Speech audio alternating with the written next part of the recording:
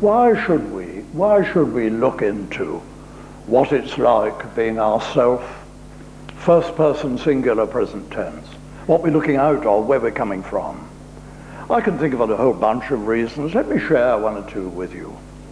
My own reasons for making sure I don't live and die without having a look at who's doing that.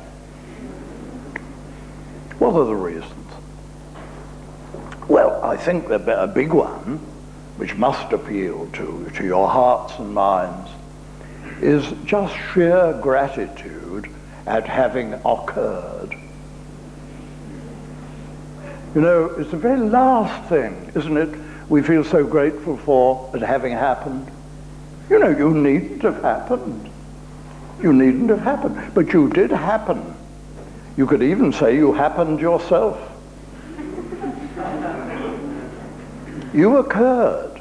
And I say it's pretty chicken-hearted, isn't it? Pretty unenterprising. Dare I say, pretty un-Australian.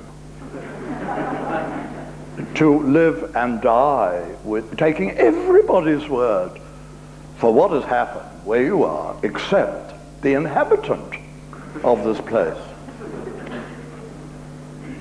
Nobody is in a position to tell you what you are, who you are, but you. And tonight we're going to exercise the supreme authority. And I would suggest that when we do so, we'll have a taste, just a taste of the blessings that arise from who we really are. So the first motive, I think, for looking at this is curiosity. I'll be damned if I'll live and die without ever looking to see who is doing that. It's not worthy of you, is it? It's not worthy of you to do that. What a challenge, what an opportunity. Well, first motive.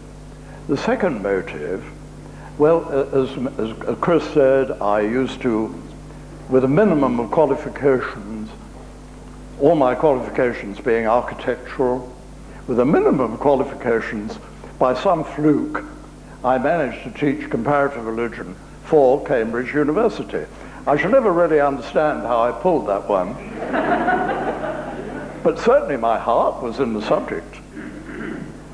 And as I read the great religions, I find at the heart of every one of them, the mystical heart, the real, what shall I say, the message, the hidden message, often denied, driven underground. You know, people get barbecued for having announced it, but it's still there in the great religions, great five religions. And what is the proposition of all these great religions? It's hair-raising. Shocking. Our hair should stand on end when we read this. What is the message? All the great religions. Nearer to you than your hands, nearer than your feet, nearer than your breathing, is the origin of the world. Who you really are is not a product of the world, it is the origin of the world. The Upanishads said, the Buddhists said, the Taoists said, even Judaism says it. There's a rabbi, a Spanish medieval rabbi, who says, God is the soul of my soul, the soul of my soul. Even Judaism says it.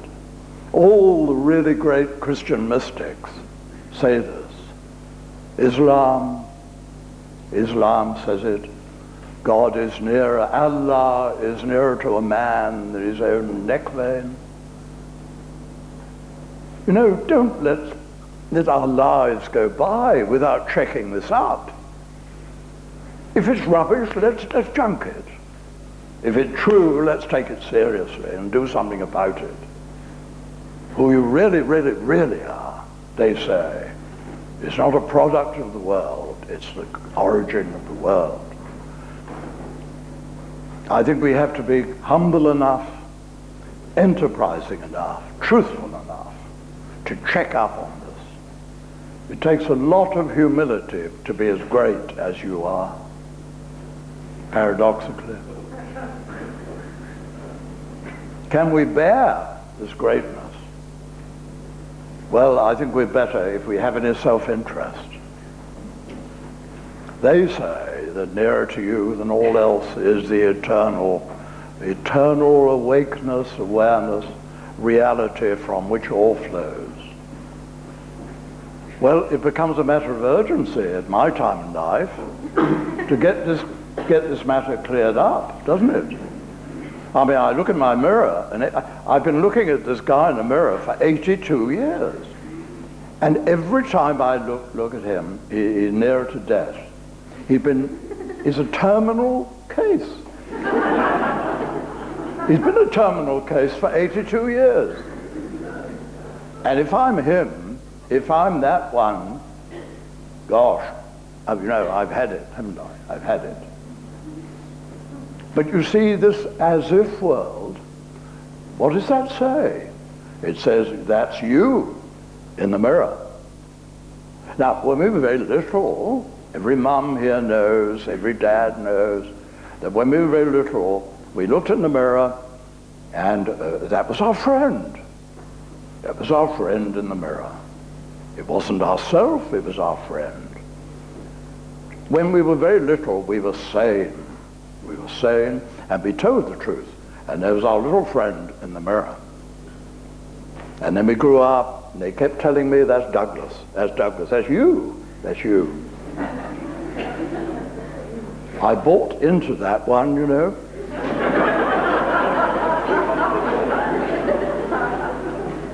And I might have been warned. See, what really happened was, it was safely, that little guy in the mirror, little Douglas in the mirror, was safely behind glass, like a specimen in a path lab. You know, when you have a dangerous specimen in a path lab, you keep it in a glass container. Well, little Douglas there was in a glass container. But you see, he escaped under pressure from the as-if world.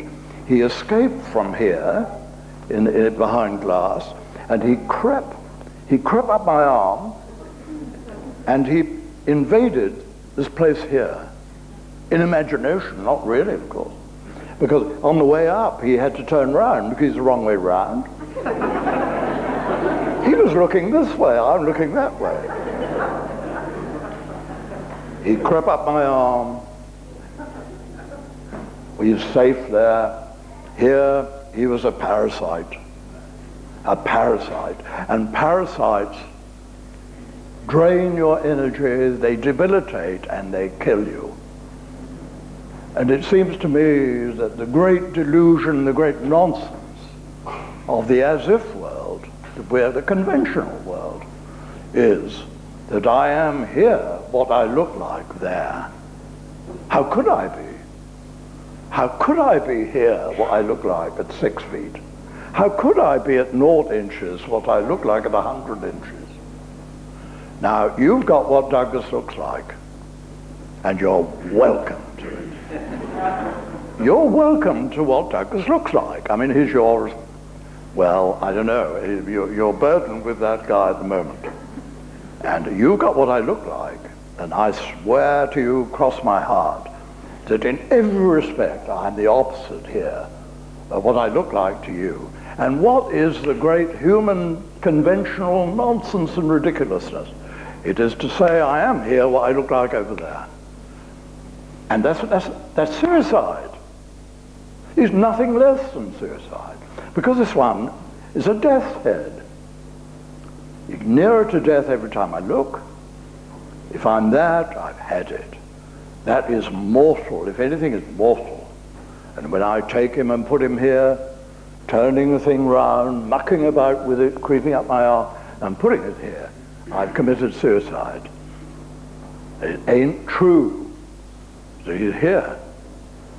So I suggest all of us go back from this meeting and look in a mirror to see what we are not like. Thank God. Look in a mirror, thank God I'm not like that here.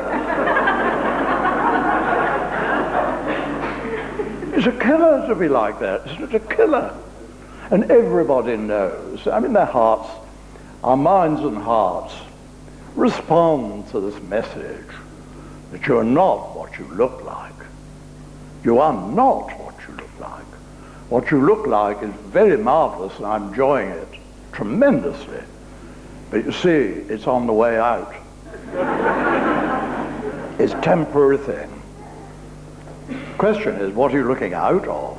What are you at 0 inches from yourself? And the great religions say that nearer to you than all else is the origin of the world. You know, there's a very, very beautiful passage in the Quran. Beautiful, beautiful passage.